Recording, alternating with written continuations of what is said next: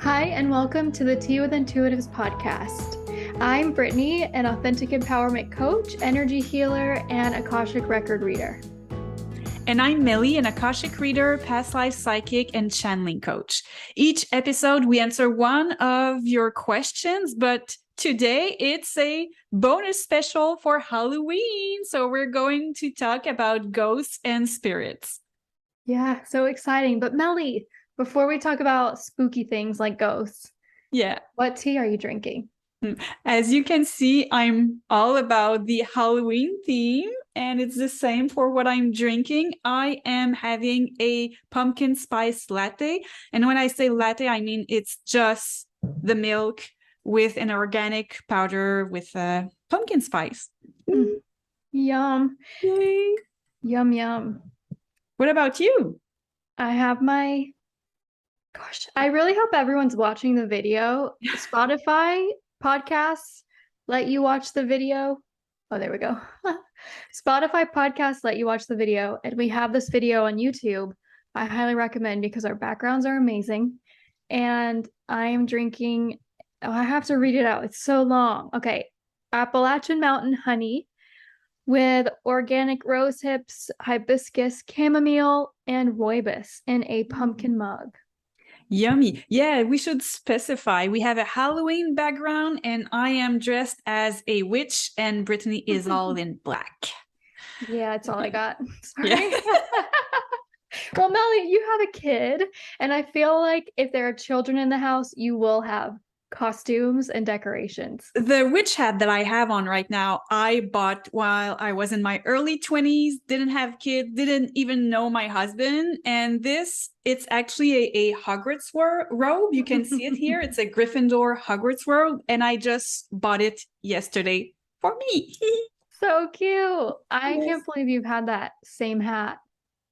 It's like, I never keep anything. So to have something for like 4 or 5 years. I know. And I married my house a few years ago, but I kept it because I really like it.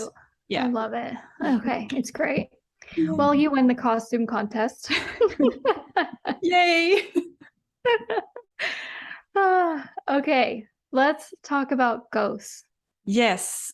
Well, it was your idea. So do you want to start? Sure.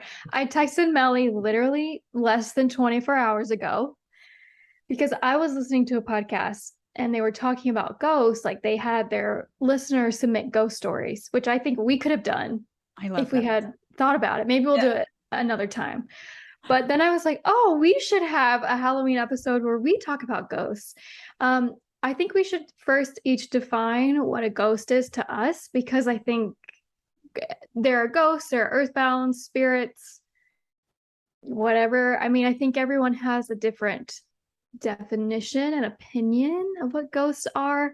I personally view them as I call them earthbounds.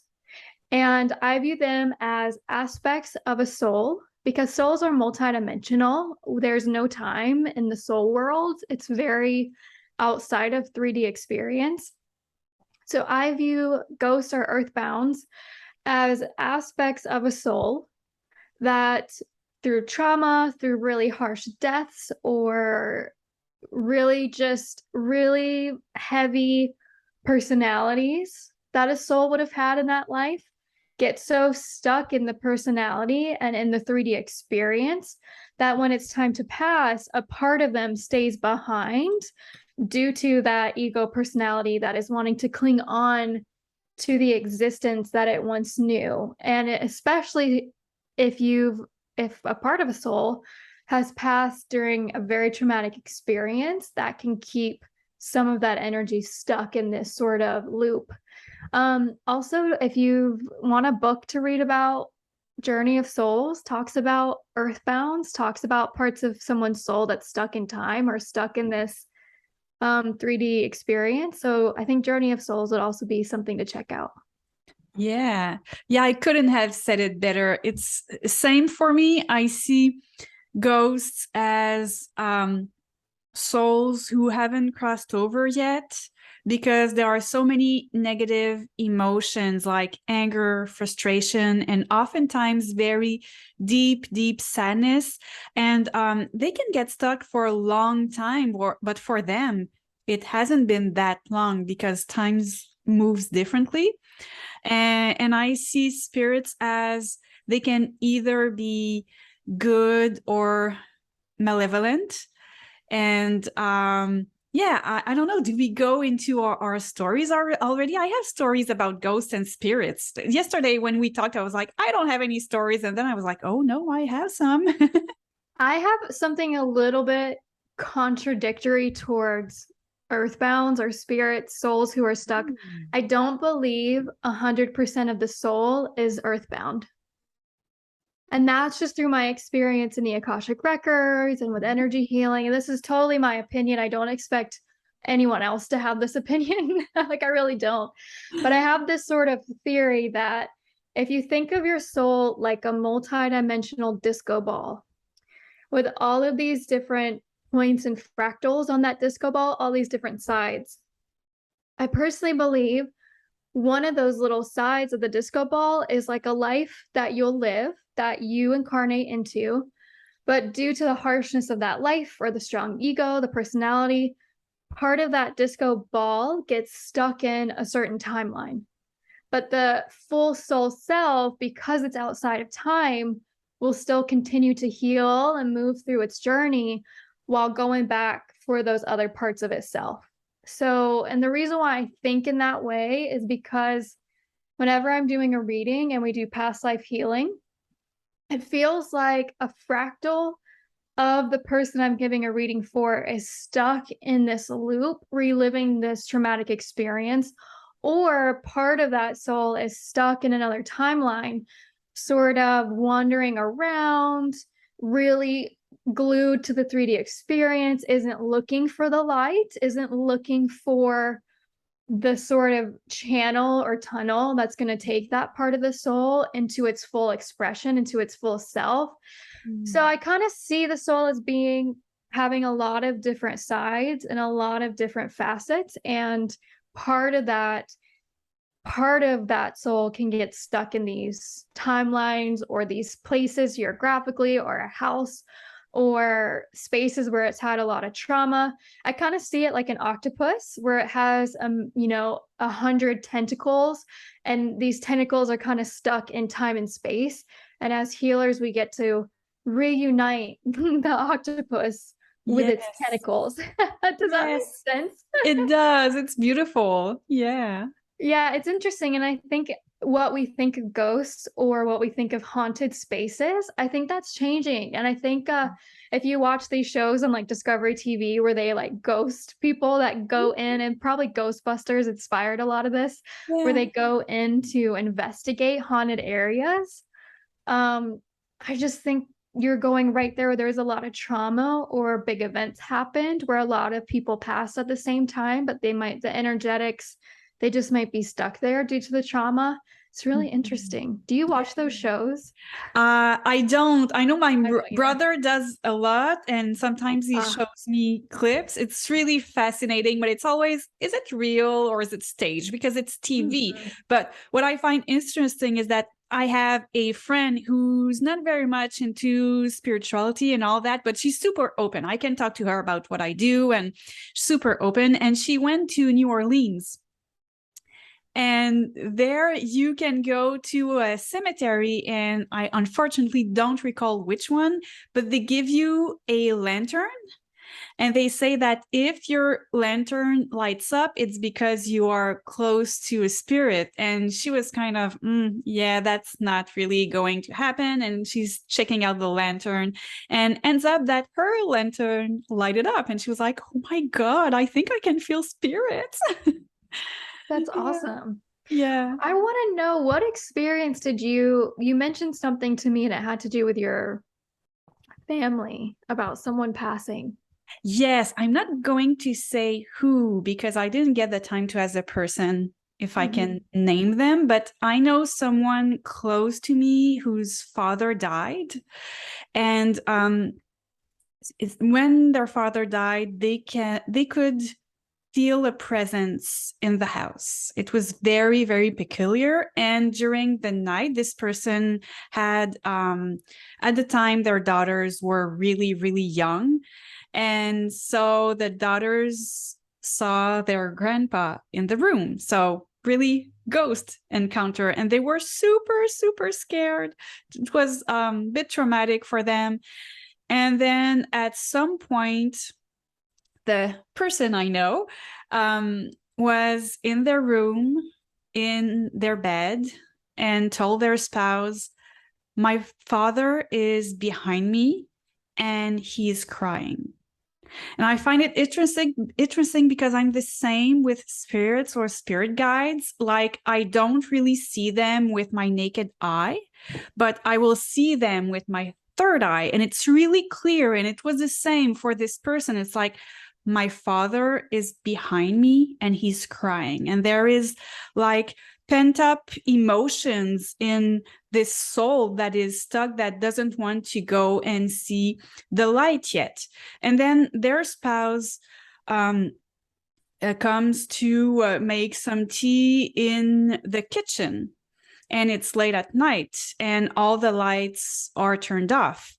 And then when she finishes, she kind of feels a presence, and she sees a man in the bedroom's doorway, kind of like peeking out. And it's very weird, but all the lights are turned off. So it's kind of a shadow. And so she says the name of her spouse, like, is that you? Are you there? And he's like, I'm in the bed. And she needed to go back to the bedroom, but there was the spirit. So it was obviously the father. He was still around, and she was able to see him with her naked eye. And so the energy was very, very heavy in the house. And like, the person knew, my father is here. That's why there's this energy. And that's why there is this sadness, because this man had had a difficult life. And I think that he had regrets. And at some point it clicked for the person, and the person just said, oh my God, Dad, you remember how your sister is up there, like in the great beyond, and she's there, she's waiting for you, just go and meet her. And he just sensed in the room, the energy went up there, up like through the roof, and it became so light all of a sudden. And so the father was kind of, parts of him was here in the room as a ghost and couldn't go to the light. And all of a sudden, because he kind of had the permission or the reminder, he was able to go through the light.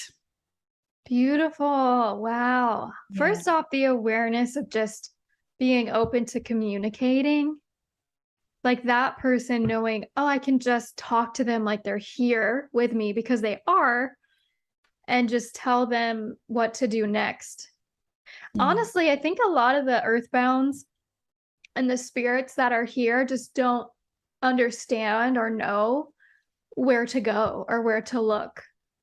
Yeah. And it can be very scary if you've grown up in religious contexts where you think upon your death. They talk about this in the book Conversations with God as well. The whole point behind the conversation was, we're so powerful, we literally manifest what we want to experience. So that becomes 100-fold when we are souls, because we are in a different dimension. So something we want or something we want to experience in the snap of a fingers will come to us, because we're creating outside of the 3D. We're creating in a very high dimension.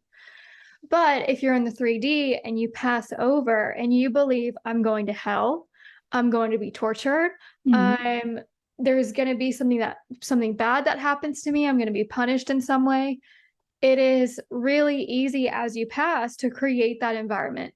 There are a lot of people who, like, there are some religious books I've seen where, hell is real. We know because these 5 people have had a near-death experience. They died for 2 minutes and they were in hell.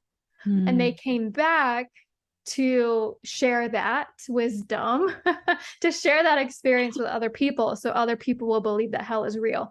The tricky part is if you are passing and you believe there's nowhere else to go, and you believe that there's an experience waiting for you, you can create that experience for yourself. And that's when we get really esoteric. That's when we get super metaphorical.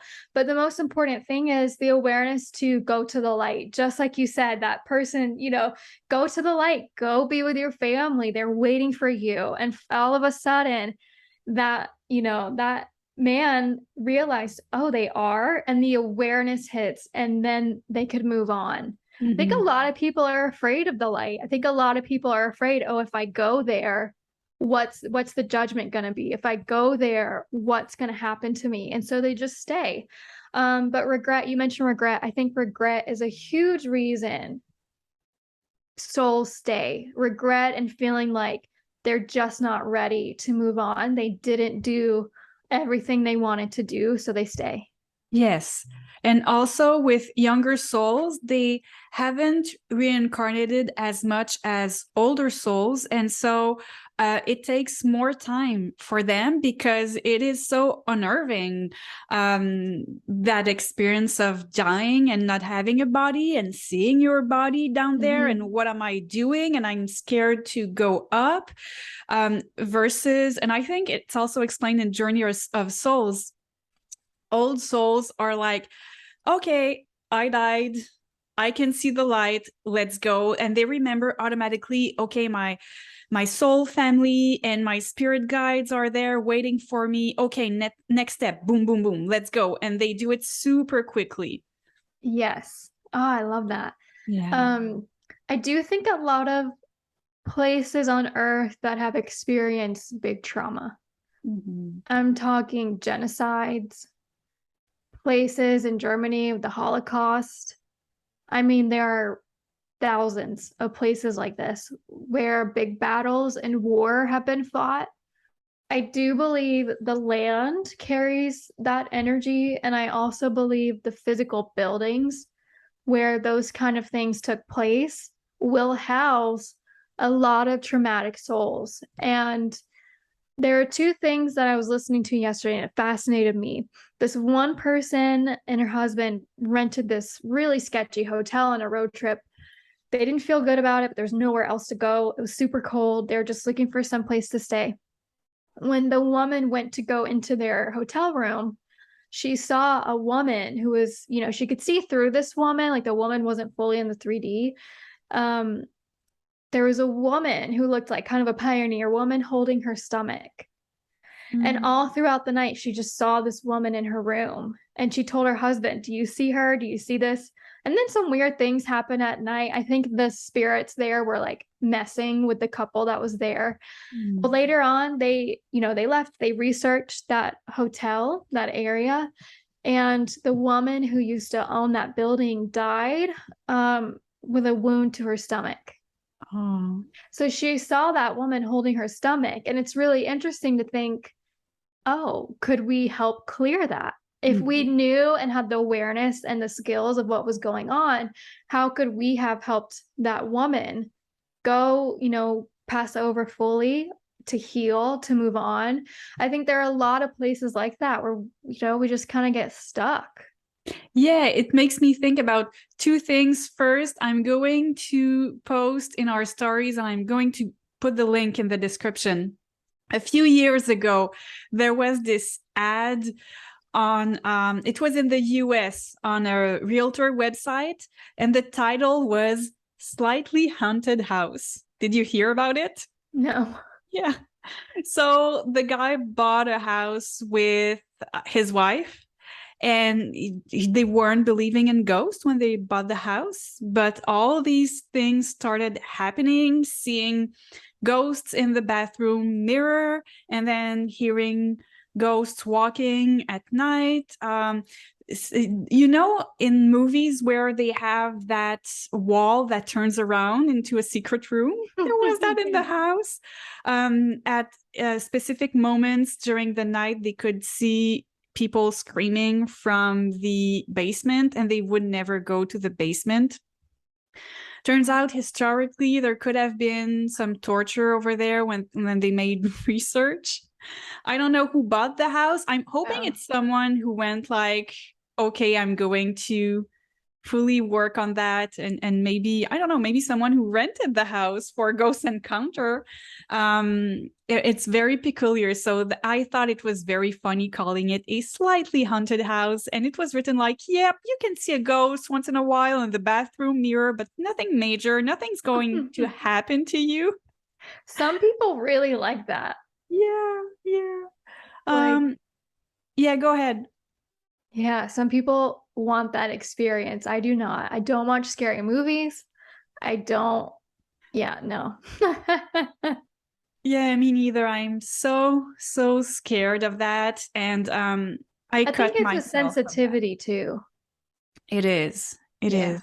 Yeah, yeah. I have the close family member I was talking about earlier had the most powerful experience with a, I think it was some kind of angel on earth, but it does happen, but you need to have that sensitivity and you need to be open to it and not blocking it. And I block a lot. When my father passed, I knew he wanted to get in touch, and I felt his hand on my hand and I went like, no. And he knew how scared I was of ghosts, and I couldn't sleep at night just thinking about it, just sensing things.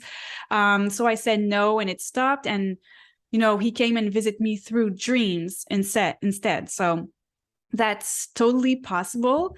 And I would like to talk about malevolent and benevolent spirits, because it's really a thing. And I know a lot of people are scared. And I'd like to give the one big tip that you need to know is that you need to raise your vibes Mhm. so that they don't come and bother you. So when your vibes are very, very high up there, malevolent spirits are down there. And so if you are very, very tired, if you are angry, frustrated, all kinds of negative energies, your vibes are lower, and it's super easy for them to mess with you. And personally, it happens to me when I am very, very tired. Things happen to me at night. And so the last thing that happened to me was a spirit messing with me and kind of taking part of my energy and running with it downstairs and dragging me downstairs. It was so quick. And then when that happens, I just wake up and tell the spirit to go away, go to the light, and I work on elevating my vibes, doing the protective golden bubble that is super easy. You just imagine your energies at your heart center and you make them grow this light inside of you, this flame, and this protects you from malevolent entity. It's that simple. Mhm. Beautiful. Yeah, the dream state can be really vulnerable, Yes. can be very vulnerable. I mean, and this is Melly and I who are light workers who deal with this stuff all the time. Mm-mm. And we still have these experiences, but honestly, it's nothing to be afraid of because you have more power than they will ever have. Yes. And they know that. Mm-hmm. So that's why the only time that you can be affected by these energies or these lower vibrational, really earthbound spirits is when you match theirs, when you match them in that vibration. So that's a great point. Yeah, dream states can be vulnerable. I've definitely had a couple times where I've seen mostly women, they're mostly women earthbounds that come in, and I'll see them standing in my room. Oh, with your naked eye. Yeah, while I'm asleep. I astral travel when I'm asleep. Right. And sometimes I'll be if the energy shifts in my bedroom or my house, my body is still asleep. It's the weirdest thing. My body is still Mm-hmm. asleep, but I can see them there. And Mm-hmm. then I call in Archangel Michael I call in my life guide and we do a clearing, and then I'll wake up and be like, "Oh, that was weird." And then just Yeah. go back to sleep. It makes me wonder if, when you're asleep and you go back into, when you're in the dream state, you're traveling or you're really connected to your soul self. You're in this unconscious state where a lot of memories can come forward or experiences you can remember while you're asleep sometimes. But I wonder if some of the work we do as light workers is we help clear a lot of these ghost spirits from the earth plane while we're sleeping. It's like, hey, okay, while I'm sleeping, we can clear a lot. Come here and we'll get you to where you need to go. Yes, I agree. But when they are malevolent and they are truly messing with me, I am not nice. If you want somebody to leave you alone and go away, you're not like, can you please? It's like, no, no, go away. You are For not sure. allowed here. Yeah. For sure. There was someone I knew in high school, and since she could remember, she had an attachment. She had an earthbound man that would torture her all the time. And she would say, "Go away, like you're bothering me. I can feel you." Would not go away. And I was, senior in high school. And I remember clearing her energy and it wouldn't go away. I Mm. couldn't get it to go away. And this was when I was so young and I didn't have a lot of experience. I had just trained in the energy healing, nothing with the Akashic records. So I wasn't communicating necessarily with my third eye or seeing them, but I Yeah. could feel them in her energy and it would not go away. So eventually I called my grandma and I said, "Hey, this has been happening. We need more power. We need to do something about this." So she was able to get help that way. But yeah, there are definitely really strong forces, those tormented personalities that just they're stuck and they want you to be stuck with them. They don't have TV. They don't have entertainment. You're the entertainment, right? Yeah. And the records in the Akashic records, we've definitely cleared homes. There was one client that had a woman that was a ghost in her home that was messing with her daughter. We cleared that. Just they just hang out.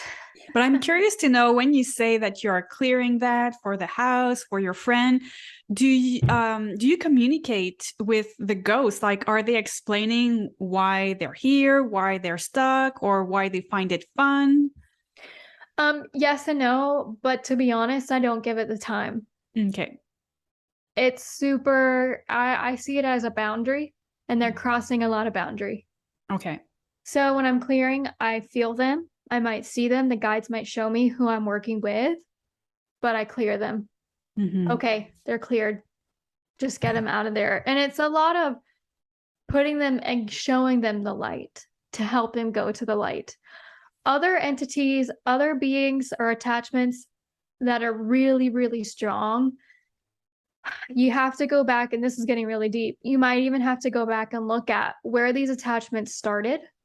Was it in this lifetime?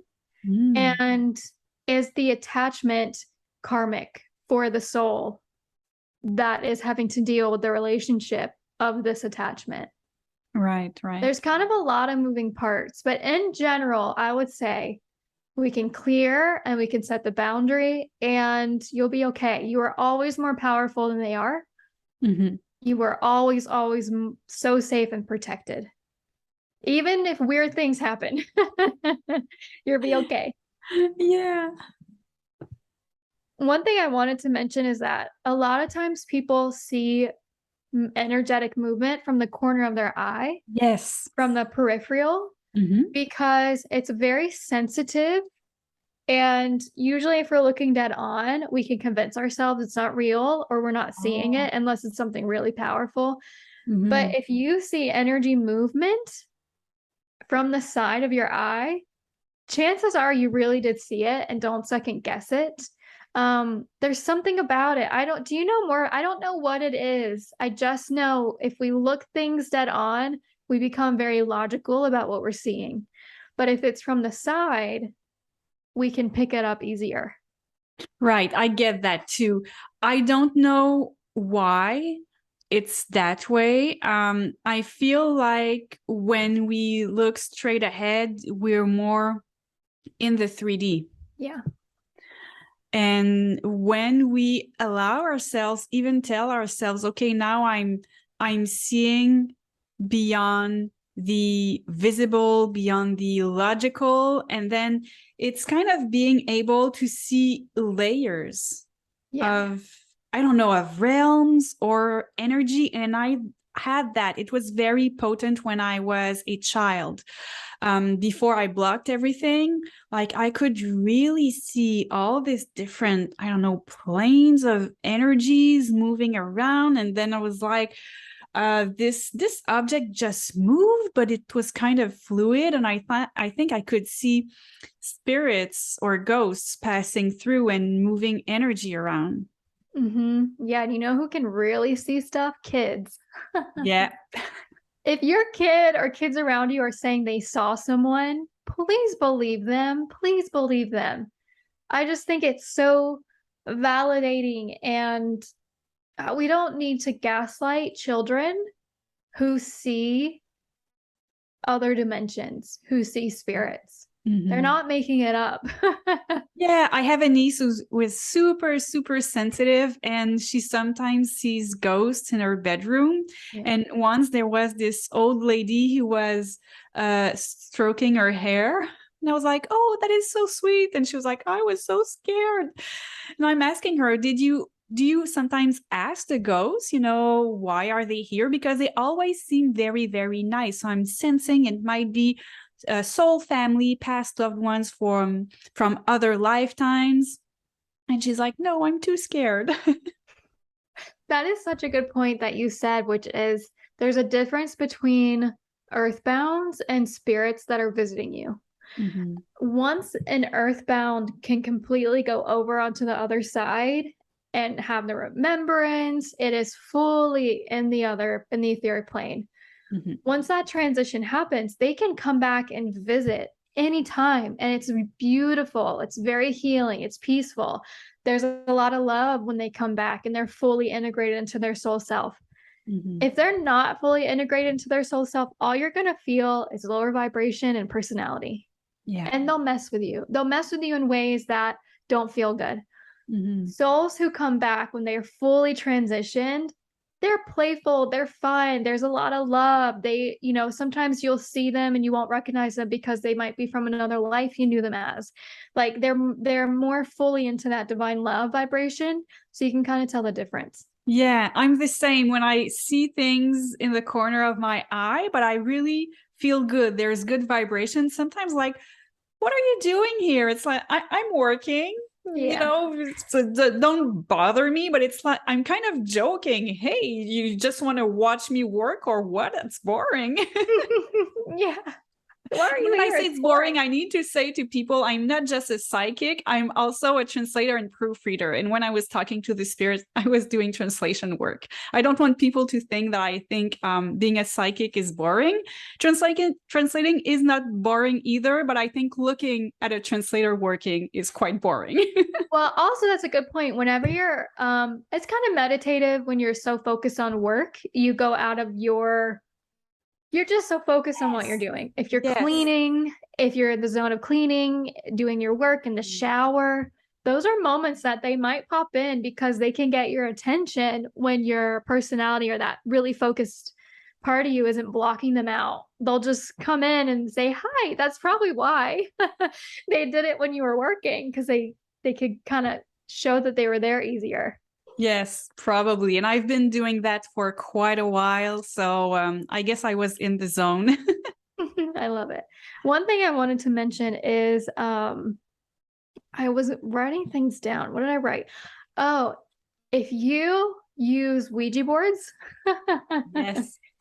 you're calling in some stuff. You know what you're getting into. If you're doing things that you don't know exactly what your intentions are for that ceremony or that meditation, just be mindful of what your intentions are for what you do, because you can really choose to call in. You can choose to call in the vibration that you want. So Don't use things that are an open door that call in anything. Be Right. very intentional about the energy you're calling in, who you're calling in, and make sure your space is protected if you do any spell casting. I know it's Halloween. If you're doing any ritual on Halloween, make sure it's of the light and very intentional. Right. And what I experienced is when I started channeling and I was mentored, I was told very early on to practice that safety golden bubble every morning and evening. And the more I would channel, before I start channeling, I have this kind of protection protocol when I call in my benevolent spirit guides, making sure that everything that is communicated is in my highest interest and that they protect me from malevolent entities and so on. And then I kind of got acquainted to all these high vibes and I stopped being so afraid of ghosts, very much knowing that they existed. And I was so afraid of the dark until very recently, until a few years ago. Like I would go during the night and pee and I would run because I was so scared.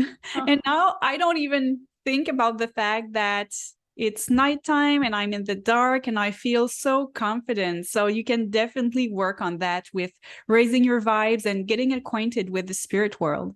yeah, that's such a good point. You don't have to be afraid. Mm-hmm. You can do things, experience the tools that can help you not be afraid anymore. Right. And That's why, also, yeah. if you are afraid and you want to call in guides, channel whatever way you want to do it, just don't channel anything. Because if at the basis you're afraid of what can come through, you're vibing low. You're vibing fear is the lowest of the vibes. So just don't do it. Wait for another time. Or maybe you do it at night and you're a bit afraid. Wait until it's super sunny morning at your place and then go and try it out. Oh, such a good point. Also, if you're drinking alcohol Mm-hmm. or ingesting any substance that will alter you in any way, that is a huge doorway to inviting in. It's an open invitation. I will Yes, say I was that. just telling that in my channeling class. I was talking about, keeping your vibes high and not trying not to smoke, eat clean, blah, blah, and also don't do drugs. And regarding drugs that are hallucinogenic, what's the word in English? I think you said it, hallucinogenic. Oh, okay. Yeah. Be very careful because a lot of people like to have the ayahuasca experience, which is great. And I'm not saying don't do it. Just be aware that you can have a good trip or a bad trip. And if you're in those bad trips, you're not with the highest vibes entities. Yep. And the veil is very thin right now. It's very thin. And I've noticed that, especially at the spa where I work a couple days a week. I just had to clear the basement there yesterday. Oh, really? Yeah, just yesterday. The veil is really thin. So we are at an opportune time to communicate with spirits. It's very easy right now. If you're in your Akashic records, if you're truly in your Akashic records, you're fine. You'll be in a high vibration. You are totally protected there.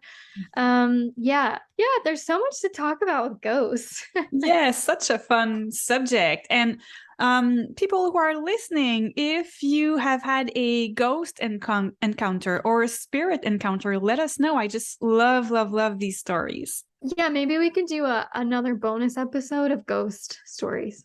Yes, and if you want to leave a voice message, you can just record yourself and send us the audio, and we can play it on a future episode. That would be so fun. Yes. That would be so fun. I love that. Mhm. There was something else I was gonna say, and I guess it doesn't matter because I can't remember it. So I probably wasn't supposed to say it. You know what? I have a question for you. Do you know why twin witches are so difficult to work with? Is this a joke? Why? Because you never know which witch is which. I love it. True. Joke of the day. Yes. Thank you for listening to the Tea with Intuitives podcast.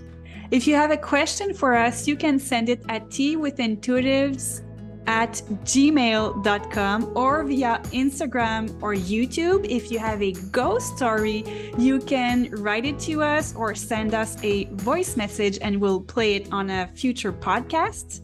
And remember that your love for this podcast helps us grow and reach more like-minded souls. So don't forget to rate, review, and subscribe to this podcast.